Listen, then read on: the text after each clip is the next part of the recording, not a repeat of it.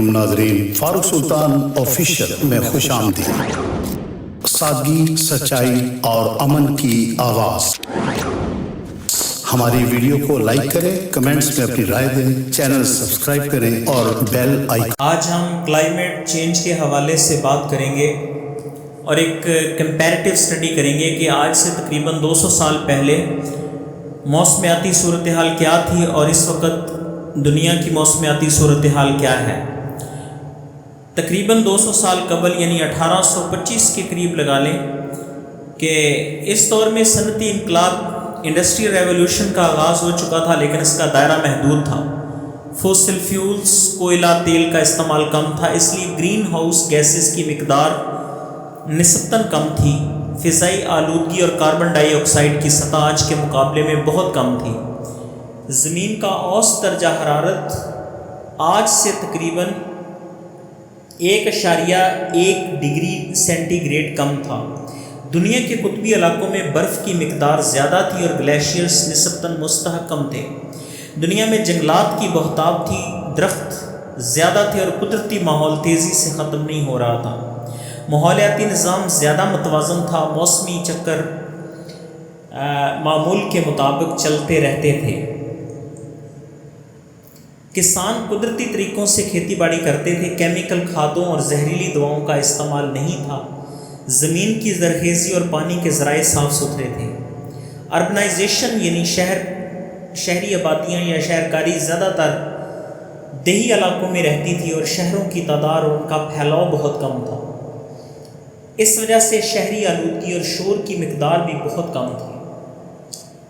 اس وقت یعنی آج کی 2025 کی کلائمیٹ چینج کے حوالے سے صورتحال یہ ہے کہ انسانوں نے فوسلز فیول کا بے دریغ استعمال کیا، جس سے کاربن ڈائی آکسائڈ اور میتھین گیس کی سطح خطرناک حد تک بڑھ چکی ہے۔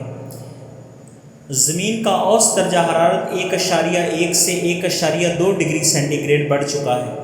اس اضافے نے گلیشیئرز کو پگھلا دیا ہے اور سمندری سطح بلند ہو رہی ہے۔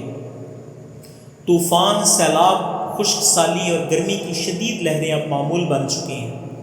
ہر سال لاکھوں ہیکٹرز پر مشتمل جنگلات کا صفایا ہو رہا ہے، جس سے قدرتی توازن بگڑ رہا ہے۔ سمندر میں پلاسٹک، تیل اور کیمیکل کا اخراج بحری زندگی کو تباہ کر رہا ہے۔ 200 سال قبل زمین ایک فطری، تر و تازہ اور متوازن ماحول رکھتی تھی، مگر صنعتی ترقی، آبادی میں اضافے اور ماحولیاتی غفلت نے آج ہمیں اس نہج پر پہنچا دیا ہے جہاں زمین کا مستقبل خطرے میں ہے۔ ماضی ہمیں یہ سکھاتا ہے کہ اگر ہم فطرت کے ساتھ توازن رکھیں تو ایک صحت مند اور محفوظ دنیا ممکن ہے۔ یہ محض ایک سائنسی یا ماحولیاتی مسئلہ نہیں، بلکہ ایک سماجی، اقتصادی، سیاسی اور اخلاقی مسئلہ بھی ہے۔ انسان کی غیر محتاط ترقی، صنعت کاری، جنگلات کی کٹائی اور فوسل فیولز کے بے دریغ استعمال نے قدرت کے توازن کو بگاڑ دیا۔ اب وقت آ گیا ہے کہ ہم اس مسئلے کو سنجیدگی سے لیں، ورنہ آنے والی نسلیں شدید مشکلات سے دوچار ہوں گی۔ تیل، کوئلہ اور گیس کے جلانے سے کاربن ڈائی آکسائڈ جیسی گرین ہاؤس گیسز فضا میں شامل ہوتی ہیں، جو زمین کے درجہ حرارت میں اضافہ کرتی رہتی ہیں، اور درخت فضا سے کاربن ڈائی آکسائڈ جذب کرتے ہیں، مگر جنگلات کے تیزی سے ختم ہونے سے یہ صلاحیت کم ہو رہی ہے، جو ماحولیاتی عدم توازن کو بڑھاتی ہے۔ اس سے سانس کی بیماریوں میں اضافہ ہو رہا ہے، اور صنعت کی آلودگی کی وجہ سے فیکٹریوں سے خارج ہونے والی گیسیں، کیمیکلز اور فضلہ زمین، پانی اور ہوا کو آلودہ کرتے ہیں۔ کھادوں کا بے تحاشا استعمال، میتھین گیس کا اخراج اور زمین کے قدرتی استعمال میں تبدیلی بھی اس مسئلے میں اضافہ کر رہی ہے۔ یہ ایک خطرناک صورتحال ہے۔ زمین اور سمندروں میں پلاسٹک کے بڑے ذخیرے ماحولیاتی نظام کو تباہ کر رہے ہیں، اور جیسا کہ پہلے میں نے آپ کو بتایا کہ دنیا کا اوسط درجہ حرارت بڑھ رہا ہے۔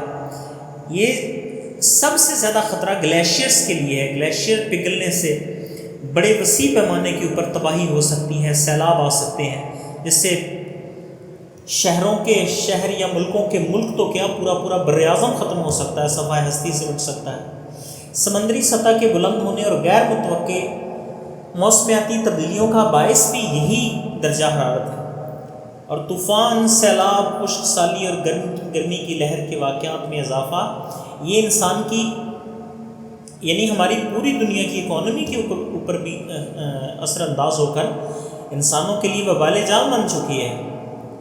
فصلوں کی پیداوار اس سے متاثر ہو رہی ہے، جس سے خوراک کی قلت اور بھوک میں اضافہ ممکن ہے، اضافہ ہو سکتا ہے۔ گلیشیئرز کے پگھلنے سے اور پانی کے وسائل کی کمی سے دنیا بھر میں پانی کی قلت پیدا ہو سکتی ہے۔ متعدد جانوروں اور پودوں کی نسلیں خطرے میں ہیں یا ناپید ہو رہی ہیں، کیونکہ وہ اپنے قدرتی ماحول میں زندہ نہیں رہ پا رہے۔